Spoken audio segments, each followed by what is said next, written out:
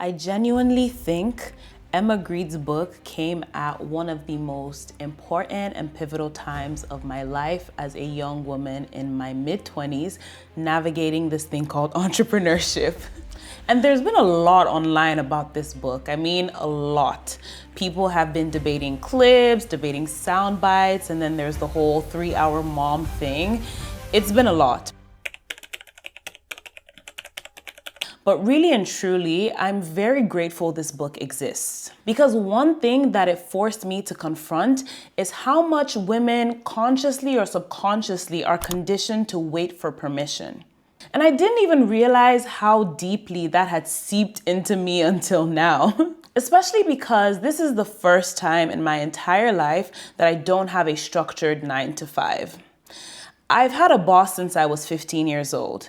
I'm 26 now. And even though I've been building 919 Grede, my company, for a few years, there was always some type of structure around me. So that was either school, it was either corporate. I just always had a manager or some type of system. So now being fully in entrepreneurship, honey, there is no instruction manual whatsoever. It is just you. You are the instruction manual. And I don't think people talk enough about how psychologically difficult that transition is. Because you get so used to being under instruction that when you finally enter entrepreneurship, you almost still move like you're waiting for somebody to validate your next step. And Emma talked about this in the book, this idea of women almost falling into the trap of asking for permission instead of just moving with authority. And I felt very seen by that because I noticed it showing up in my own life, even in conversations with advisors or people I respect. I realized there were moments where instead of speaking from a place of this is what I'm going to do next, I was always speaking from, do you think this is okay? And there's a huge difference between those two energies. One of them is collaboration. The other is somewhat seeking approval. And I think a lot of women struggle with this more than we realize because we've been socialized to be likable, agreeable. Meanwhile, entrepreneurship requires a certain level of decisiveness. Like, babe, nobody's coming to save you. Truly, nobody is coming to hand you a blueprint. You have to trust yourself enough to move even when you don't fully know what you're doing yet. And honestly, that's one of the biggest things this book unlocked for me.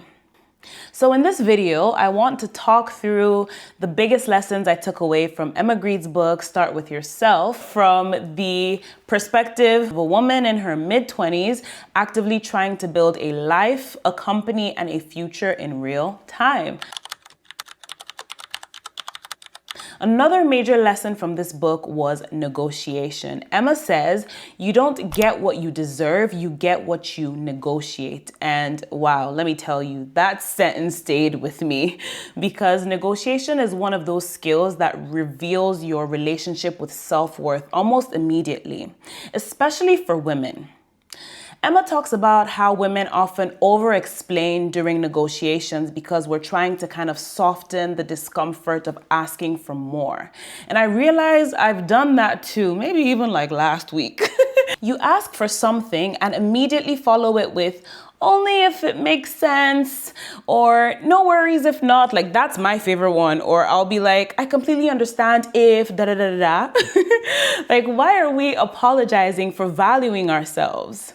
One of the most practical lessons she gave was don't rush to justify your ask, just state it and leave space for silence. That silence part can be painful or somewhat awkward, honestly, but she says that it's really powerful and I believe so. And another thing she said that really stuck with me was assume you are probably being paid less than your value. That mindset shift alone changes how you enter rooms because a lot of us negotiate from fear rather than abundance. We negotiate thinking, what if they say no? And she also talks about how hearing no is not death. No is just information. It's just a boundary. You can even look at it as redirection, right? Because if you're never hearing no, you probably aren't pushing hard enough for the things that you actually want. I can't even count how many no's I've heard since I started my entrepreneurial journey in London, but it's made me stronger. It's made me better. The next thing is you don't need to know everything before you start.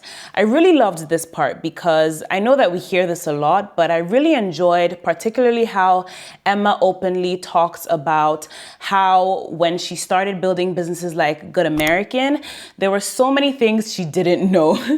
She didn't know how to make jeans, but she had a brilliant idea. And this part is so funny because anyone that knows me knows that I spent almost about 4 to 5 years studying denim and working in denim production and product development in Los Angeles. So I know how hard it is to make a good pair of jeans, okay? I'll tell you that.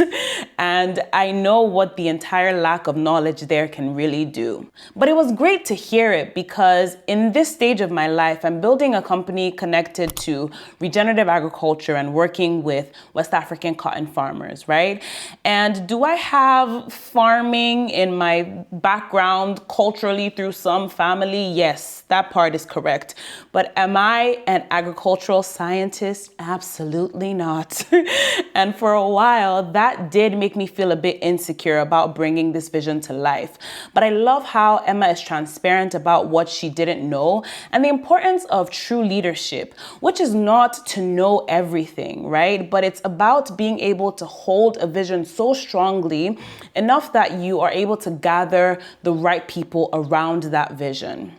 I've been following her closely over the past couple of years, even before the book came out. And in her interviews, she'd always say, you don't know what you don't know, right? But there's still ways to build around that. And I've always held that really closely. And I think women sometimes wait too long because we think expertise has to come before action. Meanwhile, so many men will start things with 20% knowledge and 100% confidence. And honestly, there's something to learn from that. Because the truth is, you learn by moving, by doing, by failing publicly or asking questions, right? You really learn by being curious enough to keep going. Emma talks about having a beginner's mindset and moving through life with curiosity. And I loved that so much because curiosity removes ego. And the people who thrive long term are usually the ones who stay teachable. The next thing, one of my favorite lessons in this book was this. People don't buy when they understand what you're doing. They buy when they feel understood. That is such a powerful insight because a lot of founders spend too much time explaining the features of what they're building instead of making people feel seen, right? The people that they're building for. And Good American succeeded because women did feel understood, especially women of all different curves and shapes and sizes. But this applies far beyond fashion. People connect emotionally first. That's why storytelling matters so much. The brands that win culturally understand emotion, aspiration, identity, and psychology. Another thing I've been paying attention to isn't just even the book itself, okay? It's actually Emma's rollout strategy around the book. And I think people are missing the bigger lesson here. Everyone online is debating all these random sound bites.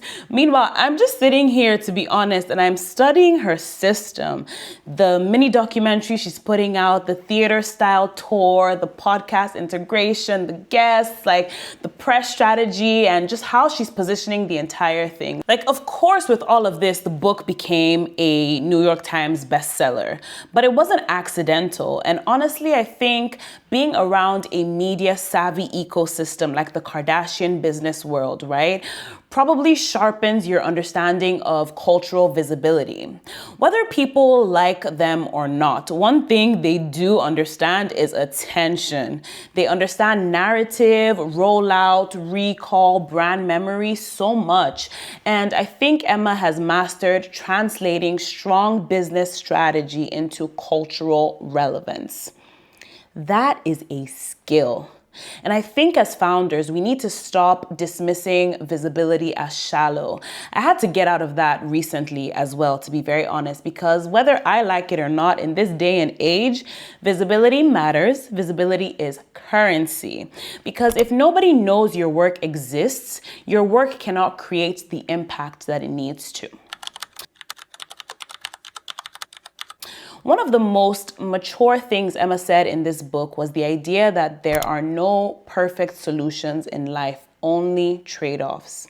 And I love that we're being honest about this, because we often put balance as this thing that we must achieve, but it doesn't really exist, especially as an entrepreneur, and an entrepreneur in the beginning, if I may add, because you're trying to balance friends, family, building this hard thing, and then taking care of your body, eating right, like so much. And it's really, really hard.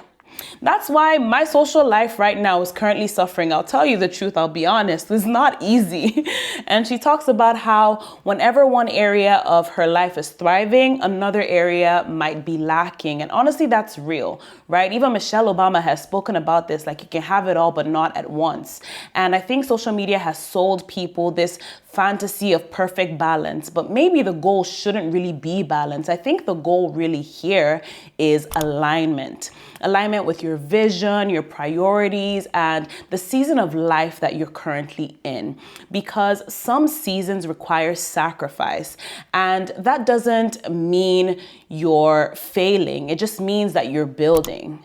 But yeah, this book honestly just made me want to trust myself more, to stop shrinking, definitely to stop over-explaining, and just to stop waiting until I know everything perfectly. Because if there's anything for anyone watching, you should understand that confidence is not the absence of uncertainty. Uncertainty will always be there, man, but confidence is about moving despite that uncertainty. So if you're in a season right now where you're building something, pivoting, starting over, questioning yourself, or just trying to become someone you've never been before, I really, really hope this reminds you that you do not need to have everything figured out before you just begin. You just need enough courage to move. I really hope you enjoyed this video. Please like, comment, share, subscribe, tell somebody about it. And as always, I say you are built different and built to last. Thank you, and I will see you in the next one.